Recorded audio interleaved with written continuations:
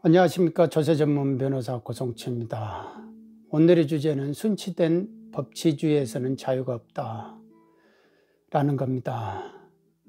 순치라는 말이 여기서는 순하다 이런 게 아니고요, 길들여진다는 순자입니다. 그러니까 길들여진다, 짐승을 길들인다 할 때 이제 순치라는 말을 씁니다. 그러면 법치주의라는 거는 뭐냐?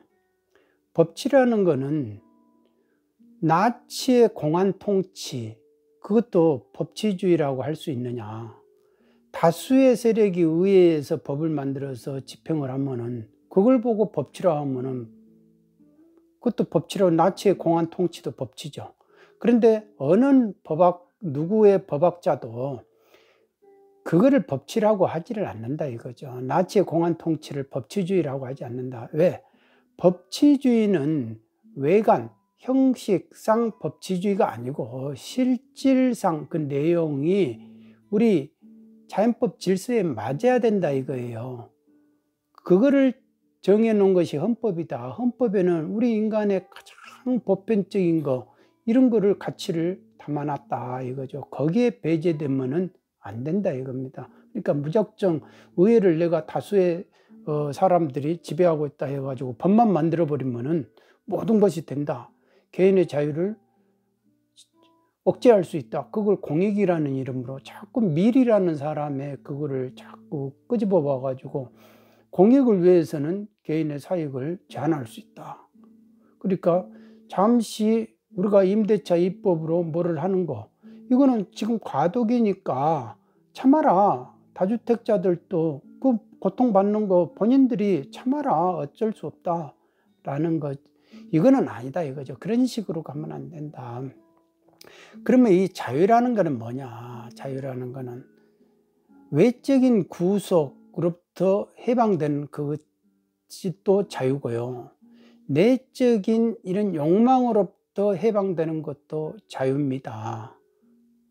부처님이나 이런 성인들이 말씀하는 거는 후자를 말한 거죠. 내적인 욕망으로부터 그 해방되는 거, 그 착각, 관념, 주의 이런 걸로부터 해방되는 거예요. 그런 거에 구속을 당하지 않는다 이거. 집착을 하지도 않고. 그러니까 그런 거를 해탈이라고, 자유라 한다, 해방이라고. 그런데 우리가 이제 정치제도에서는 외적인 구속으로부터 이제 해방, 뭐 이런 거, 간섭을 받지 않는 거, 이런 거를 이제 자유라고 하죠. 그러면 어떤 식으로든지 개인의 인권을 함부로 제한하지 마라 라는 거죠. 그런데 순치된 법치주의라는 말을 제가 한번 만들어 봤어요. 사람들이 너무 이런 거를 이미지라든지 이런 거에 착각을 빠지게끔 만들어 가지고, 똑똑하기는 똑똑한데 헛똑똑하게끔 만들어 가지고 그렇게 수능을 하게 하는 거예요.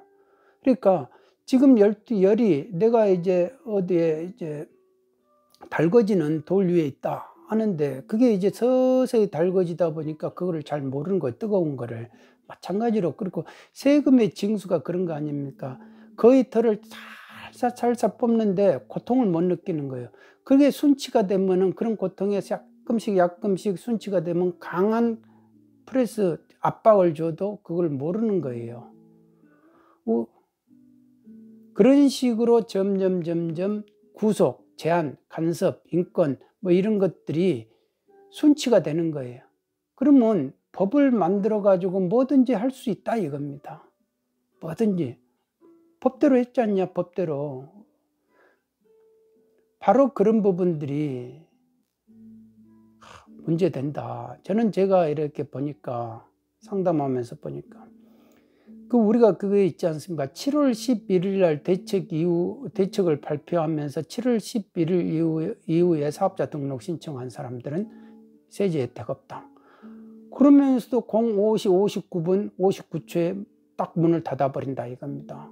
그리고 인터넷으로 뭐를 신청하려 해도 과부하 걸려가 안 되는 거예요. 그리고 법인 같은 경우는 6월 17일 날 대책을 발표하면서 종부세 합산 배제 안 해준다 하면서 6월 17일 이후에 신청한 사업자 등록을 신청한 경우에는 세제 혜택 없다 이러니까 그 말 들은 납세자 입장에서는 얼른 인터넷 들어가 가지고 렌트홈 들어가 가지고 그걸 신청하려고 하는데 과부하가 걸려 가지고 안 된다 이거예요. 그러니까 구청이나 시청에 가 가지고 직접 줄 서 가지고 하는데 그걸 줄이 너무 기니까 한 2시간 이상을 걸려 가지고 간신히 접수를 했다 이거 신청을. 그런데 신청서 양식을 주라. 양식을 주면 내가 그거를 적어 가지고 하겠다라고 하는데 그러지 마시고 우리가 신청해 줄 테니까 이런 식이단 말입니다. 그런데 그 사람이 공무원이 호의를 베풀어 줬냐? 그게 아니에요. 제가 볼 때는 그 사람도 상당히 약은 사람인 것 같더라 이거죠. 왜 그러냐면 우리가 이제 렌트홈에서 임대사업자 등록 신청을 하면은 거기에 이제 체크를 하네. 그러면은 세무서에 사업자 등록도 같이 신청하겠습니까? 체크란이 있잖아요. 그럼 거기다 체크를 하면 같이 세무서 사업자 등록을 신청한 것이 돼요. 같은 날에. 그렇게 되면 내가 6월 17일 날 렌트홈으로 신청을 했다 하면은 사업자 등록 등을 신청한 사람의 요건에 해당이 되니까 내가 세제 혜택을 받을 수 있는 거죠. 종부세 합산 배제도 받을 수 있고. 그런데 렌트홈으로 하지를 않고 양식을 줘가지고 내가 거기다 했으면 거기다 체크를 했을 건데 자기가 공무원 우리가 접수를 해줄 테니까 걱정 마시라고 해가지고 했는데 그러면은 세무서 구청 임대사업자 등록 신청만 됐지 세무서 사업자 등록 신청은 안 됐다 이거예요. 그러니까 통상적으로 세무서 임대사업자 등록 신청을 하면 일주일이 걸린다 이겁니다. 그런데 세무서에 내가 가지고 임대사업자 등록을 한 거를 가지고 가면은 그 당일날 해줘요. 그래서 이런 시간차가 있는 거를 해소하기 위해서 렌트홈의 인터넷 거기에서 일괄적으로 같이 하는 걸로 호의를 베풀어 줬잖아요. 그러니까 렌트홈에서 했더라면은 나는 종부세 합산 배제를 받았다 이겁니다. 법인 사업자라도. 6월 17일 대책을 보고 내가 그렇게 했는데 서둘러 가지고 했는데도 그거를 그런 식으로 막아버렸다라는 식이죠. 공무원이 해줬다 하면은 공무원이 그러면은 사업자 등록 신청까지 그거를 같이 해야 됩니다라는 걸로 체크를 해주고 그걸로 해줬어야 되는 거 아니냐 이거죠. 그러니까 지금 와가지고는 이 공무원이 골탕을 먹였다. 나를 완전히 골탕 먹여버렸다. 라는 식이죠. 왜냐하면 그분 입장에서는 법인 사업자인데 종부세 합산 배제 신청이 안 되면은 그거를 감당할 수 없다 이거예요. 종부세 법인 종부세율을 올려버렸잖아요. 6월 17일 날. 다 올려버렸기 때문에 내가 감당을 못하니까 그러면은 지금 그거를 잔금 청산을 해야 되는데 계약금 중도금 들어간 것이 2억이다 이겁니다. 그러면 지금 내가 세제 혜택을 못 받으면은 내가 이거를 임대를 해봐야 아무 의미가 없다. 그러면은 지금 포기를 할 수밖에 없는데 내가 포기를 해야 되느냐 말아야 되느냐, 등기를 가지고 계속 임대를 놔야 되느냐 말아야 되느냐, 여기서 갈림길에서 너무 고민을 하는 거예요. 결국 이제 내가 아무리 봐도 세제 혜택을 못 받는다면은 나는 이제 2억이라는 거를 어쩔 수 없이 포기를 하고 지금 여기서라도 마무리하는 게 내 건강을 위해서 좋겠다 라는 식으로 이제 결론을 내리는 거죠. 내가 직접 가가지고 사업자 신청을 하겠다고 하는데도 그거를 인터넷으로 못하게 하고 수동으로 하게끔 하고 줄 서가지고 그것도 6시 10분 전에 딱 10분 전에 그거를 접수증을 받았다는 거 아니에요. 그런데 세무서 사업자 등록은 그 신청하지 않은 것이 돼버리기 때문에 그러니까 분통을 터뜨리니까 이 기재부에다가 질의신을 하려고 해도 전화를 안 받는다 이거예요. 그래서 맨날 며칠을 계속 전화를 돌려가지고 간신히 사무관을 통해가지고 전화를 통했다. 그런데 녹음을 하지를 못했다 미처. 그렇지만 그 사람한테 이런 이야기를 해보니까 그거는 같은 날 사업자 등록 신청한 것으로 봐줘야 되는 거 아닙니까? 라는 말을 들었다 이거예요.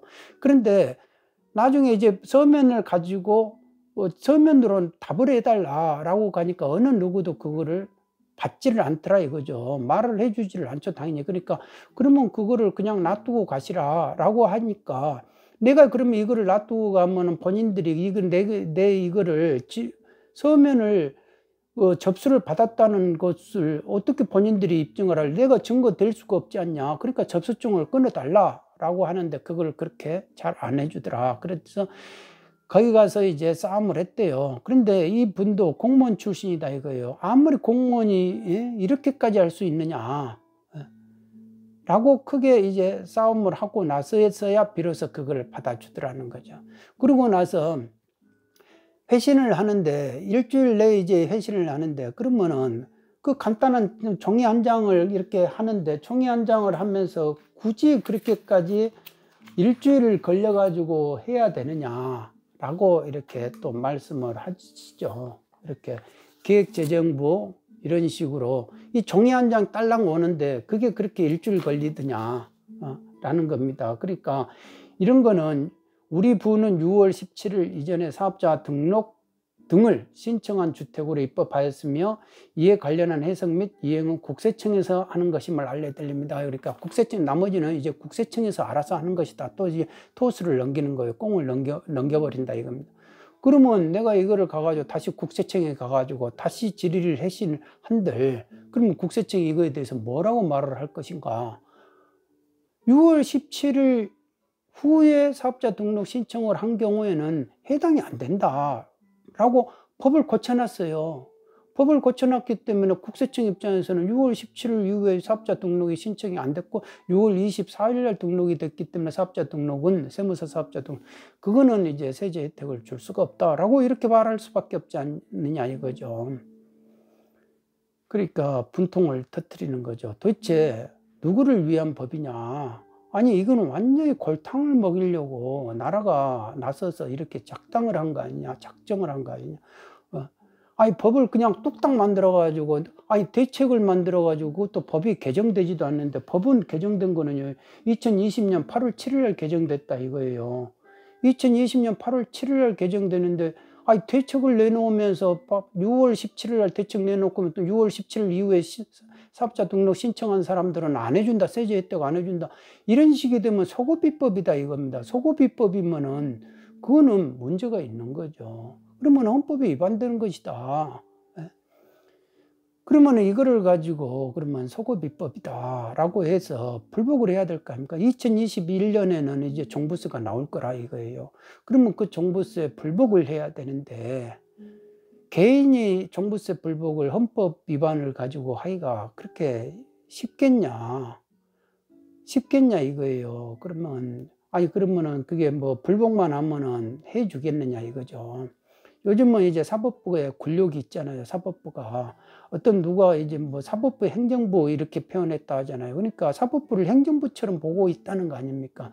그러니까 이 말을 들으는 사법부 사람들은 그렇게 자존심이 많고 아상이 높고 어떤 신성시 신의 아들처럼 생각하는 그런 사람들이 그 말을 듣고도 가만히 있다는 것도, 그것도 진짜로 행정부인가? 라는 생각이 들잖아요. 그러니까 사법부의 독립이 과연 존재하는가라는 의심을 받고 있는 이 즈음에서 결국은 불복을 한다 해가지고 그러면 사법부에서 구제를 받을 수 있는가, 그런 거에 또 의문을 가질 수밖에 없죠. 왜? 법 앞에 평등이라 했는데 지금 가만히 하는 것 보면 사람 따라서 틀리고 이념 따라서 틀리다 이거 니 편 내 편 나눠가지고 이게 내로남불이 너무 심하지 않느냐, 그런 의문을 너무 많이 가지고 있다라는 거죠. 그래서 지금 이게 과연 법치주의가 제대로 된 법치주의가 돼 있느냐, 사법부가 제대로 독립이 돼 있느냐, 법 앞에 진짜 만인이 평등하고 있느냐, 내로남불의 성역은 따로 있고 순치된 가축민들만 법치주의가 적용이 되고 이 법대로 이렇게 해야 된다, 법대로 이렇게. 근데 뭐든지 지금 법을 뚝딱 만들어가지고 탁탁 만들어가지고 거기서 안 만들어, 이게 법대로 안 하면 전부 다 징벌이다, 뭐든지 징벌하겠다, 처벌하겠다, 뭐 하겠다, 이런 식으로 나온다 이겁니다. 그러니까 이거는 다수 세력의 횡포 아니냐라는 식의 이제 불면소리가 나올 수밖에 없다 이겁니다. 과연 여기서 자유가 있느냐, 자유가 있느냐 이거죠. 내로남불을 만든다는 그 자체는 자유가 아니죠. 그 사람들이, 다수의 세력들이 내로남불이다, 그러면 그거는 자유가 아니죠. 왜? 본인들은 탐욕을 전제로 하고 있잖아요. 자유라는 거는 내가 절대 탐욕으로부터 해방이잖아요. 그리고 성인들이 말하는 그 자유는요, 행복이라든지 이런 거는, 자유는 행복을 전제로 하잖아요. 그러니까 그 행복이라는 건 타인의 행복을 전제로 해서 하는 것이다. 절대 타인의 손해, 타인의 고통을 전제로 해서 내가 행복을 느끼는 게 아니다. 그거는 탐욕이다. 경쟁이다. 경쟁을 하기 때문에 그런 것이다. 네 편 내 편 나눠가지고 너는 네가 손해를 보고 네가 고통을 받아야 내가 이긴다. 이런 거 아니겠습니까? 그런데 정치하는 사람들이 그런 식으로 한다 하면은 이거는 무슨 경쟁하자는 거 아닙니까? 서로가 공존하자는 것이 아니고 서로가 모든 사람들이 다 같이 행복하자는 그거를 찾아보자고 하는 것이 그게 정치 아니냐 이거죠. 그러니까 우리가 그러면 정치가 뭔가가 문제가 있다라는 생각을 해 봅니다. 여기까지 하고 그다음 2부로 넘어가겠습니다.